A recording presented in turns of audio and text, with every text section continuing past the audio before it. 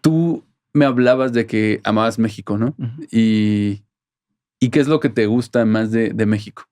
O sea, de México la libertad. Eso es una. Primero, tú sales de Cuba y llegas a México y te das cuenta que eres libre. O sea, tú puedes expresar lo que sientes aquí. Si quieres, o sea, las posibilidades que tienes de crecer como persona, como profesional en este país son o sea, grandes, ¿no? Si vienes a echarle ganas y quieres crecer, pues las oportunidades están. Eh, los salarios, o sea, el salario mínimo aquí, el salario básico, te alcanza para comer. O sea, de hambre no te vas a morir si trabajas.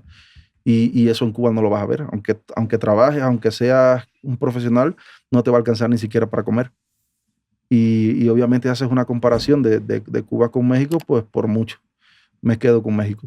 Y sí, te estaba contando, yo orgullosamente cubano, ¿no? Y amo mi país y donde quiera, desde la posición que esté, siempre lo trato de llevar con orgullo. Pero yo no pienso regresar. O sea, pudiera decirte que sí, que tal, y extraño mi familia en Cuba y mis amistades, pero no pretendo, no, lo pensé, de hecho lo pensé hace poco regresar a Cuba o visitarla, pero honestamente no lo voy a hacer.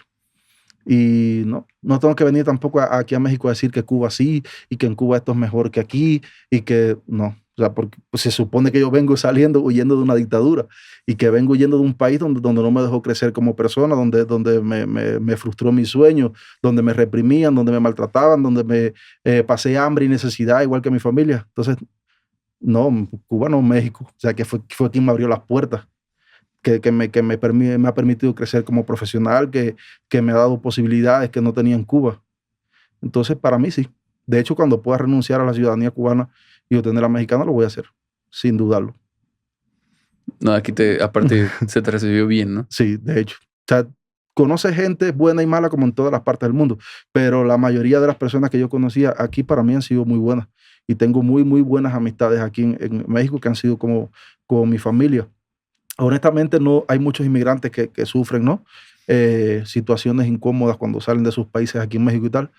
Gracias a Dios y a mis santos, pues yo no he tenido o sea, no tuve la desgracia o la mala suerte de vivir nada de eso. Entonces, mi experiencia, la mía personal, ha sido muy buena aquí en México. O sea, bastante buena.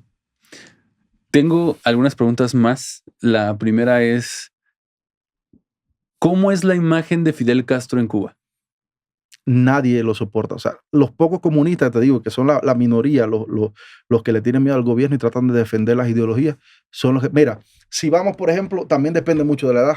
Hay personas ancianas de 70, 80 años que vivieron otros gobiernos, por ejemplo, vivieron el gobierno de Batista, y según ellos y las cosas que cuentan, había mucha comida en Cuba y tal, pero había mucha represión también. Y los niños no tenían acceso, por ejemplo, a las escuelas, no había escuelas públicas o no habían hospitales públicos y no tenían acceso a eso. Obviamente para esas personas, cuando llega Fidel Castro a Cuba, triunfó la Revolución Cubana y Fidel Castro le dio muchas posibilidades que en ese momento no tenían. O sea, le quitó literalmente a los ricos para favorecer a los pobres. Entonces, las personas que nunca habían visto una escuela en su vida tuvieron la posibilidad Wow, de el estudiar cambio. y los que nunca podían atenderse ya no parían en su casa, las mujeres no daban a luz con madronas, ya iban a un hospital. Entonces dijeron, wow, esto es lo máximo, la esperanza de Cuba, este hombre es un dios. Claro. Hasta que fue pasando el tiempo y fueron viendo la realidad. Entonces, los más jóvenes que han vivido la peor parte de estos gobiernos, pues obviamente están en contra, ¿no?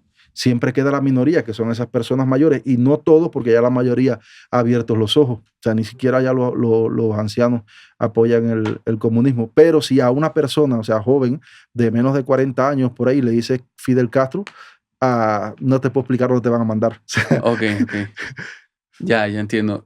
¿Cómo es la imagen de Estados Unidos en Cuba? Depende también de la ideología. O sea, si hablas, estas personas justifican, por ejemplo, el gobierno, igual que los que apoyan al gobierno, justifican todas las mediocridades y todos los problemas que hay en Cuba con que Estados Unidos es el bloqueo. Y Estados Unidos siempre ha sido el país malo y siempre nos ha querido invadir. Ojalá Estados Unidos invadiera Cuba, a ver si aún estamos a tiempo. Oh, lo que estás diciendo es muy, No, muy, sí, muy ojalá, polémico y ojalá. fuerte. Y si preguntas a la mayoría de los cubanos, ojalá. De hecho, hace poco se rumoraba de que Cuba iba a pasar a ser un estado más de México, y mucha gente me lo preguntaba en la calle, que si yo había escuchado algo. Yo honestamente nunca escuché nada de eso, pero sí se comentó mucho aquí en México de que Cuba iba a pasar a ser un estado de México. Si lo hubieses preguntado a los cubanos, con gusto, todos te hubiesen dicho que sí. De hecho, los mismos cubanos que están dentro del país a veces lo dicen, ojalá nos apoyaran, porque es que también es una masacre. O sea, cuando tratas de manifestarte, en Cuba no hay armas. Por ejemplo, como aquí, que tú puedas defenderte o puedas enfrentar al gobierno, en Cuba no. Entonces sería una pelea de armas contra piedras, contra una masacre. O sea, es que siento que me estás diciendo que el gobierno quiere un pueblo Sumiso. pacífico Exacto. y sumiso. Si te das cuenta, por ejemplo, si vas a Cuba, el gobierno invierte en armas de represión, o sea, en mecanismos de represión. Prefieren comprar 15 patrullas de policía que una ambulancia. Entonces, si vas a una institución de salud, por ejemplo, un servicio de urgencia, te vas a encontrar con que a veces, para que una ambulancia te traslade un paciente, tienes que esperar que lleguen 3. O sea, tienes que detenerme ahí hasta que lleguen 2 más, porque es la única ambulancia que tenemos. Entonces no podemos moverla cada vez que llega un paciente.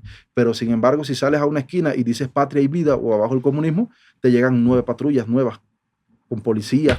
Entonces prefieren invertir en represión, porque el miedo es lo que mantiene el país controlado. Entonces prefieren invertir en represión que en los beneficios del país. De las propias Los hospitales cayéndose, ¿no?, en pedazos, y las unidades de policía y los hoteles los remodelados con las mejores condiciones. Y si vas a un hospital, ni siquiera las camas llenas de chinches, y la comida es un asco, y los baños tapados que ni sirven. Y si vas con el personal, ni siquiera hay un punzo para canalizar, y no hay guantes. Y si te vas a operar, tienes que conseguir las cosas o que algún familiar te las envíe para poder operarte. O sea, ni siquiera eso.